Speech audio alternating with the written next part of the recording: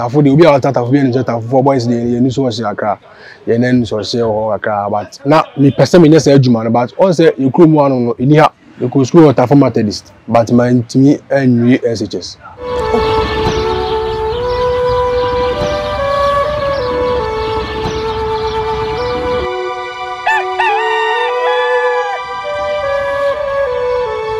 Yamabunina akwaba edemoba 217th akweside a opem so de oti okruwie no okrawie no obrawie ngoma so efi afe apem ahankono ediokron enkron besi ne obehye efa no ene de na akweside abuta titiro a da bia ye ka ye de kan nananom ahogwo a wo moye asante ma ebefie ebesom enti ye ka ne se ye mamo ade toche o no agye se ade entoyi. Of course, Nyansapo so nie subscribe na share na like na fo adwen chen so fa to ase fa emma me wa. So wo menchen a enye edom ketwa ena me ne wo mu atwa ahia wa ha.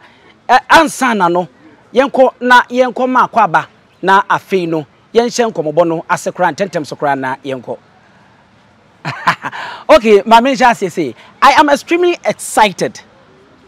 the way my career is taking shape. This is my first major title. I am happy for myself and for my fans because this will spur my career to a greater height. Why in the cancer same way? Ashanti warrior. Wano ena ujina mensa bunkumusi. We a LBO Intercontinental Heavyweight title, Featherweight title. One urebi friend se kumlangan hope pattern. Oye Togolese. Onim kunye pa. And then kusi akanya oji. Na owie nanim masama odi tu edwa eno no nhwehwemu kakra Nyansapo ya ye etirimu a wako beye se enwotwe na emu beye se nso de eye patim ebra ne nso na wakoda na wagwa home sanse ofra santemem de oti okruwi ene okrare ene obrare nwoma so pemso ne nanano no ensem ni nyina no kra be ni wom o sha se free kumase a na chese wa unim kumase ade boxing akuturugubo enche danyi adwuma akode kura wode ebe treti ni mpom de bi ne ha ti na wo se otietia ne na achi finhye dun wotwe kopie mo enkrampumpo mantem yenya ne nte se owura bi a ye friend se Gideon Frimpong aka Osebo ono na chese odi na chi a wo boa ne nkakra afi okopie mu e wo bronze boxing gym e wo Accra eno nso owura bi aso mu a wo sete ne nkakra enei wo konkan ensam no kure be ni wo mu ka kumye gin kokue nanum ti mame ko Ashanti warrior Terry Nyantachi ni di ankasa no na enam ekutukubo ni nti no waje Ashanti warrior ndi ate no ho so okofo ayi Nyansapo so ye mo akwaba bejozo edi kanu kakra bi dia me de tu dwa me summarize no kre be ni wo do kan de nto bi ani bia no kre oji yan sha se ye se ofri kuma se fa report na ofri okay me yetafo ni oh metafoni okay me ma be free man kwa be ena pa so ye aduma okay but tafoni ye wo ye ntino ye nya etafo en kan za de ya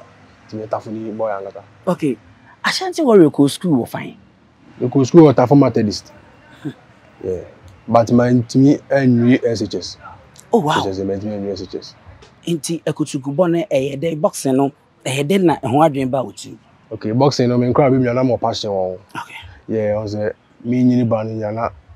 enzo share aka tafo de obi a wata tafo bi en tafo for boys de ye so share aka ye nan so share ho aka but na me person me nyesa adwuma no but on say you krom anu no eni ha yeah ntino me di 17 years now me started say me sua me started Kumasi Sports Stadium eye coach Doku Williams and eye head coach o training me say 1 year and me see boy bi internet so a friend international gosh okay and me share the fighting styles na me fe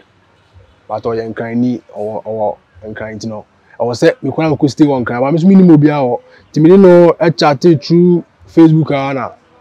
o pick me up na me ba Accra ti e ko na ko share coach Kaloko and o ka say ono so eye ni ambition say obeboa other tribes na mo so about boxing nti no ono kwa na ho ani ani je say ma tutumi na ya ban na ase na ono so beboa me ti eno ne me boxing story kakra me ti me aka say wow yeah. Wow ebi ni ufie o papa ko bida onu ebi wo fa bi obia enye bida me busu ani bi anko boxing da ti wo ne first person ufie abusuan mu a washasi a opese we me pa chan we asuna ni ana me yukuni oyukuni oh okay enti Ashanti warrior no ese fatao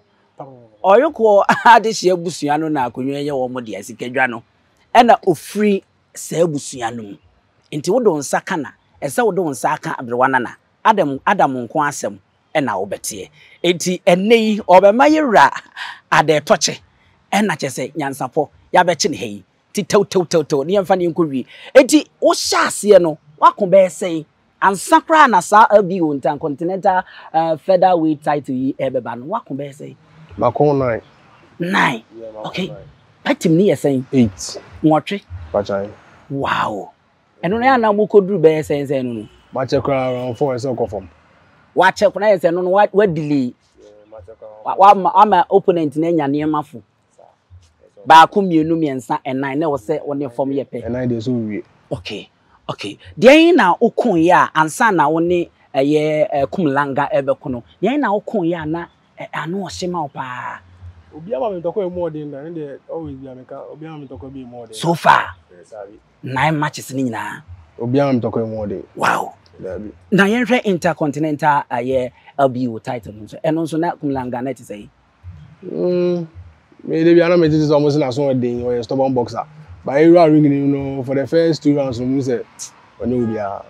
yeah kakra mesua ni nim say efia wo free mu nse danye efia ebeka se emu eyesa omonsem ni ade ti na che se o background no nse da enye ti ede pa na ehye wo kwan motivate you me na open so and I motivation pa so papa no over here a time I dey tell sentiment nyina no e fa na ejina no so e time mo enzo na ba mu da what I say nti no me hwe na mame ahode na say mame ntonkoso se me ntonkoso fa na me ye no so what I say yeah nti no ono na oye motivation okay yenim se stan nyantachi ni dia ma me no papa de ma Ashanti warrior no e ba ne say afi yehu ya ne say ugina boxing arena no ma na say ring ni ma na Asante Franka no echechero empo mo friend ze de mo de hye ekono munika no wo pant no eno nso sa Asante anwusu empo ye gina hayi bibia no no sa dayeso no efihini idi Asante warrior no de me de enko me de asdai ma me piaro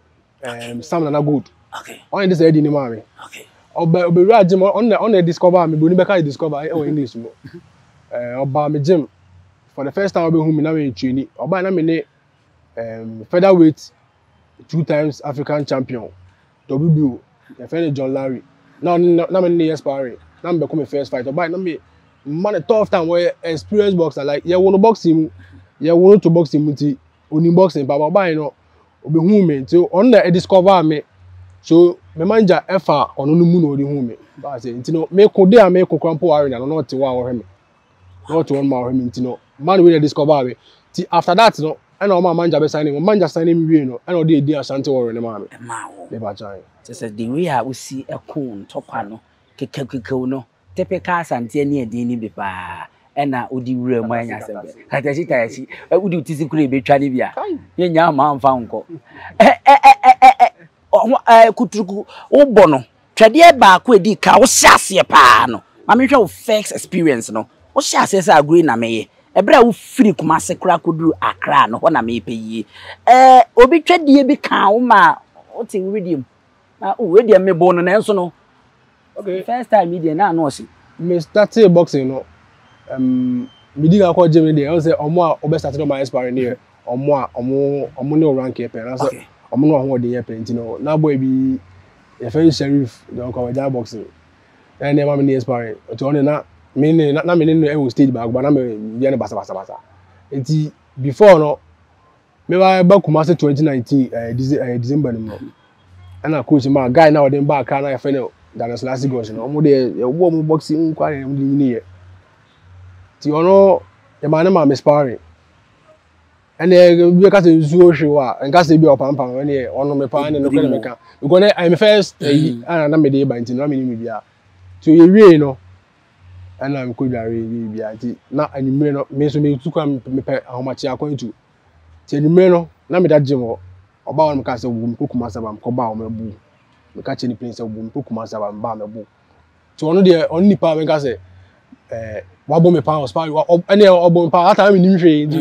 obi a onim ade nchen de no obebo pa daddy no no be free o kon say oni mi sia nso de a ono ma so ten video I say free usua bibi free ho no say bi free ho yeah enim say niema bi say ya na ba ene football kra no ne niema ayi e na to da wofo ni bebre empene so na boxing school kra wo ko say SS kra wantimi anko say na papa ne maame no any immediate family members no omo efa no okay start here no na so fi bi ko asimi nyai one me person boss of the say come to abra boss see me nya boxing no kra na madam nso no na afa mu di mi so say adwuma because mo person me boxing no say anya de we kro we mu no mo person me boxing no but they me pen no say me ma nya me ansa mo nto me and I'm starting no kuma say sports de ma kra sa so mo do e mo di mi so adwuma ba me say me so 1000 adwuma da me so painting da me so driving na me di mate ta for my pointing and tek for no my son no wow so what I say iti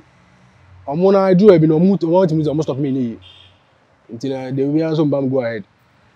no omo ai twa so ti afedie bibia ye okay wo fie me gidi say oni o sa akonya ye international title kra dia afedie kuma beba form kakra ba ni go is ya oh wow na wo ma oba mechi opem so maternity wow that's nice yenhwe we nso sese wa me hu se abusua no eta akire wani so ade hu se da bia school no obe to aso yeah school there be to aso sao but you see no ne my be da manim kakra but after 2 or more things you know me the school me say boxing okay na say nya de school no wajai kra da bi no obe sa to aso na wakọ wanim enti sese Sterry e girlfriend ana me ba jo me single sao adentira na what choose say obe single one say adwuma na ekutai no adwuma ba ko a because we are sports ni na say rank a and toso ane toso say first dia e second in this all the master kan ho am wow ntino ana me so me wo ambition bebre wo adwuma we mu ti oba de wontimi mo me ewu ntino oba de me na ma se fa bi sisi a udi emu ne ofunko oduwa no akonya wo number ne sa de no omo tata open onya sa ni challenge ni bi esi mo kwa say na me Thursday we and Friday me ne blogger bi on fe ne King Ghana TikTok live stream bi you know girls no they were getting into me but me need time as animal okay see any baby ba me Facebook page so okay. But nah without this job now when you so didn't say that you benya kwa chia opem so dabi wow dabi nenso see baka say dream na abamawie abroso yeah obi ni me ya chia baby a obi a say the abroso you come ni so wow you come okay ni fie ni ani enso di okay and na dey say obe just take an bi abo ho first take an bi ball pen chia na edu na say enna dream na bam awie nyame ya adoma kaka krebi na say de beba na nya abawie no acha arefo yeguso a ene Sterry Nyantachi aka Ashanti warrior say de kutuku bod de Asante memha no me ankasa me ani fia de me nyanti bi saada ebi wo ho a menim na bakwasem enti no we na efefe ba enti e wo se ye nyina ye boa na ye wo mpaibu pa bi a ye de ta nachi na ye nyan enwunu na ye nwunu no wo kwin wo gye atom se ebedru ba bia ubenya obi nso bebo wo se ni so wo sa adwene da utim da se eye dan a ebedru ba bi na ahwe a obi nso betimi abo ne kodru wa sai na wa prepare your mind no for one say boxing adwuma no ho win draw and lose there will be also accepting wow so I say any team so be me but there will be also and you have to get ready for that it you know a team for my team fans will be our team no there will be some but yes you know say any year you see you per win you per title kese kwa da be open so I say it you know any year many aje ovem no me interview me no niam ba ko bi bi one ma many aje wi a me sa sisu bi ma mu hu na wa kura ni yipa ye de eba awie na yakọ o manager ho na eno ono nso akodi enkomo. Sorry, from enne akwasi day e fan na ekobim. Dey na yehwe wanim international title bi da wanim ana se den. Na me adoma 24th ya me defend me belt ni guta me no. Belt no sa wogi a na so when defend ya. It is 90 days or so you best strip from himself. It me defend na me adoma next week. Okay. But na ewo afashe bi say 25th anniversary bi or so. Aye. E be say be big fight I national title e wa se. Nti eno kwampo no me fa so e dia ka ache matiefo obi opeso oboa osebo boxing man opeso o sponsor ye me be yesa e be massive e bi ti Ashanti mu ada. Wow. It obi opeso obeboa bia na me adoma sa 25th anniversary no almost starting na fa sponsorship dem bra na obeboa ye because the best national belt the whole Ghana belt e be fa so am obi ani age nto ma obeboa ye osebo boxing management and promotion. Okay. Me no manager din koma me man the telephone number bia to dwa na obi opeso obo bia it dey yehwe animu ne say u be defend why na won ne be ko wanya opponent no yeah your opponent or okobosho ka opponent that one. Okay and na wo sa hwe animu say before say silver jubilee no opem so obedi no be sa nya ko ba ko abeko no okurum ha na yare big one. Wow. We breaking news ewo Nyansapo kasamfoni so Ashanti warrior na menenu edi enkomo yi Ashanti warrior meba so na manager mpacho pin ya kakra den kakra Ashanti gina ha ya na manager mami ensisane kakra na fi ye ni Ashanti warrior manager ankasa enso eni enkomo minim se Lawrence Lokonia yenkoni nkobinza bacho one Lawrence Lokonia. Okay na o ye hwan me na me manager. Okay. And Lawrence Loko ye hwan ya? Or any coach. Oh, okay. Mo coach boxing, mo coach and mo manager. Chire mo kakra. Coach ni they all taking care of training. Onope. That's how near coaching side. But manager na to taking care of the DDM, Sebio, the Yalemu, the BBA, ne koni BBA, the talent, the BBA, mo ye manager juma. Okay. And your coach say we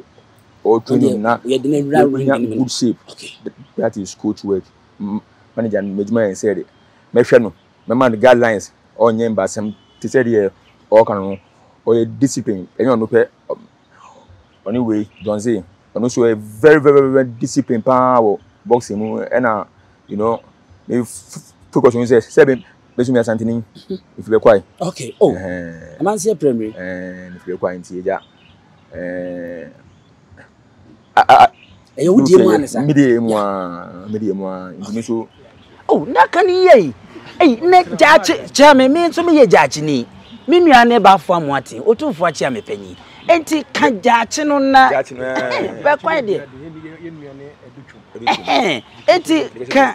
wo education minister krom regional minister krom Otumfuo chia me panyine ba fo amoate ni krom eti uye Otumfuo de share pen tia ne yimu be chia ni de na say yetwa bufuo amana tonkwam me so ne de share na me gina he eti wo sha ase manage Ashanti warrior no edi be say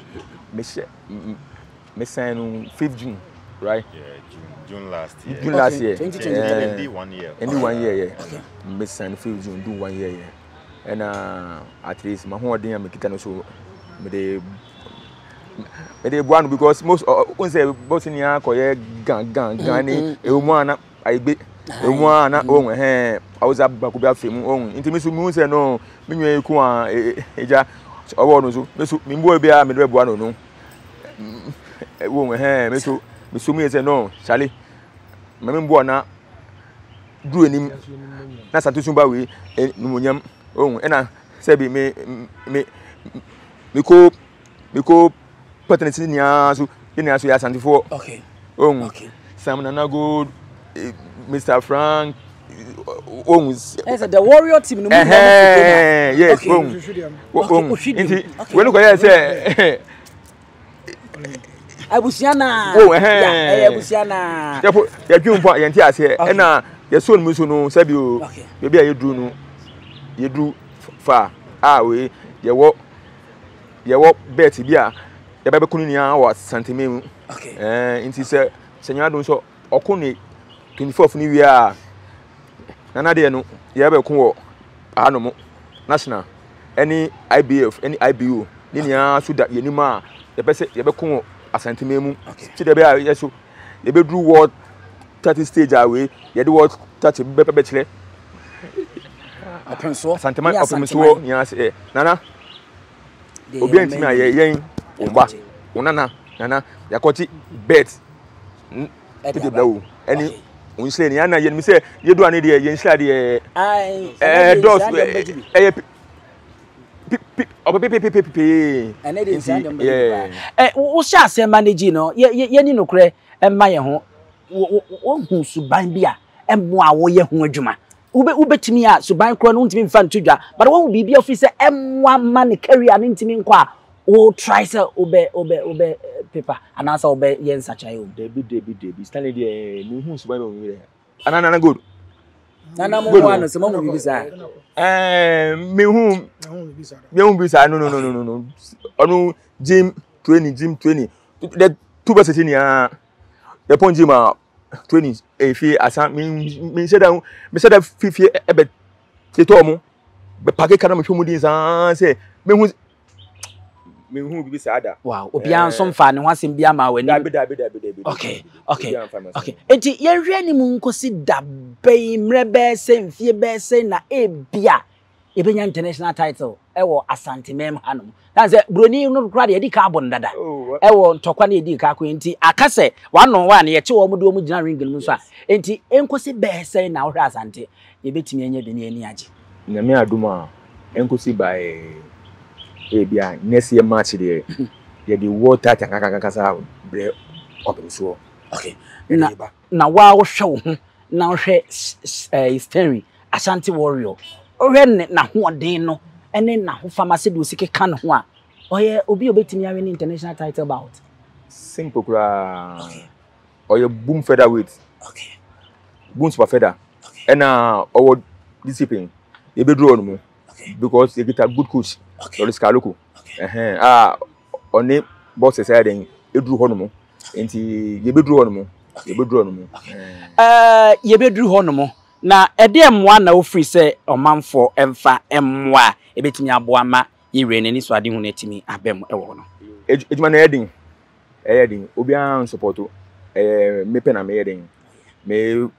kita bosses a o me credible mostly no pisu fi Asante man but yem body what I say step by step standing kwa ye be hu second Ashanti warrior ya ne aye Ashanti warrior komo twetwe ye de ba wi ya na me hu se anye easy kra edoma omode flag no peja flag na me camera ne ntoso mo ba ma me jama kakra mu hit me kakra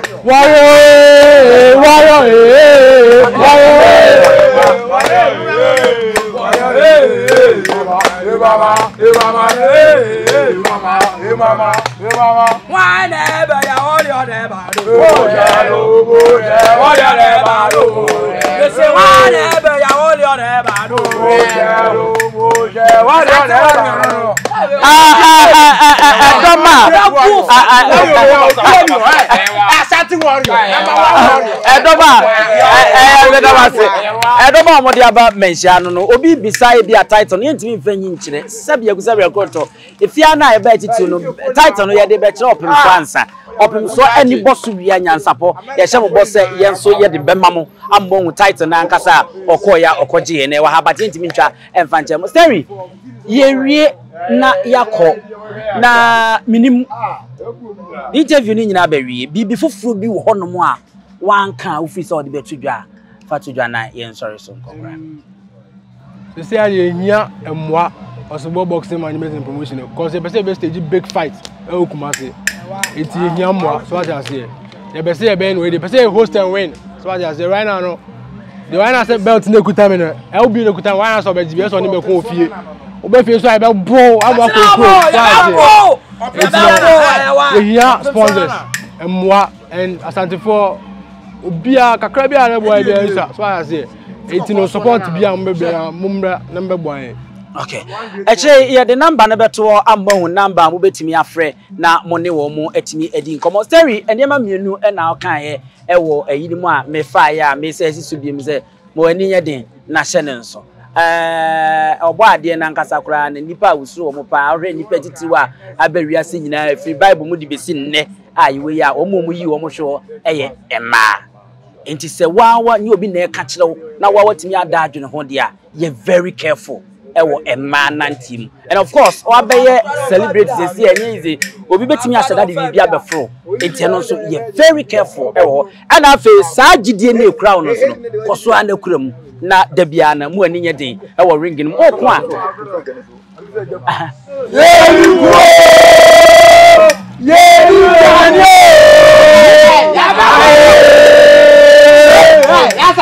Ashanti warrior no